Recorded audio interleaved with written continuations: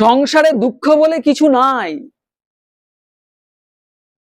কৃষ্ণদাস কবিরাজ গোস্বামী কাম আর প্রেমের যে সংজ্ঞা তিনি বলছেন, আত্মেন্দ্রিয় প্রীতি ইচ্ছা তারে বলে কাম, কৃষ্ণেন্দ্রিয় প্রীতি বাঞ্ছা ধরে প্রেম নাম। দুটো কথায় শেষ করে দিয়েছে, এমন তাৎপর্যপূর্ণ কথা, গভীর। নিজের ইন্দ্রিয় তৃপ্তির জন্য যত কিছু চেষ্টা, আশা, আকাঙ্ক্ষা, বাসনা সব কাম। আর ভগবানের জন্য যদি কিঞ্চিত কোনো কিছু ইচ্ছা জন্মায়, কোনো সেবা হয়, সেটাই প্রেম। ভগবানের জন্য হতে হবে।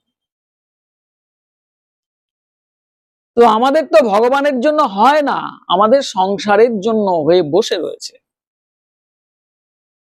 কারণ কৃষ্ণ ভুলি সেই জীব অনাদি বহির্মুখ, অতএব মায়া তারে দেয় সংসার আদি দুঃখ।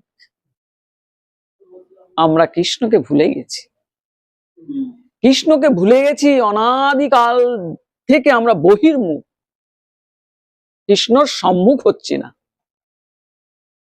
তার জন্য আমাদের এত দুঃখ কষ্ট।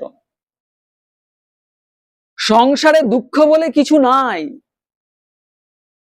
দুঃখ এটা আমাদের অহংকার জনিত। আমাদের অহংকারে আঘাত লাগে, তাই আমরা দুঃখ পাই।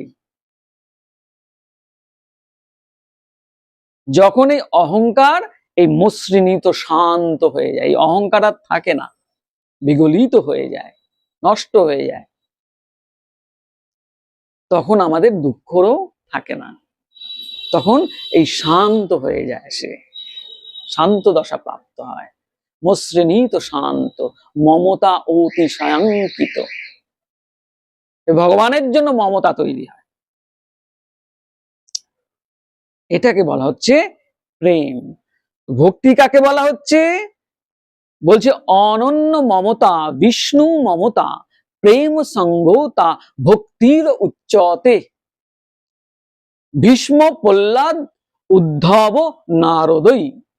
ভীষ্ম প্রহ্লাদ এবং উদ্ধব এবং নারদের মত অনুসারে ভক্তি বলতে এটাই বোঝানো হচ্ছে যে অনন্যভাবে যখন বিষ্ণু অর্থাৎ শ্রীকৃষ্ণকে কেউ ভালোবাসবে, তাকেই বলা হচ্ছে ভক্তি। অর্থাৎ ভগবানকে ভালোবাসার নামই হচ্ছে ভক্তি।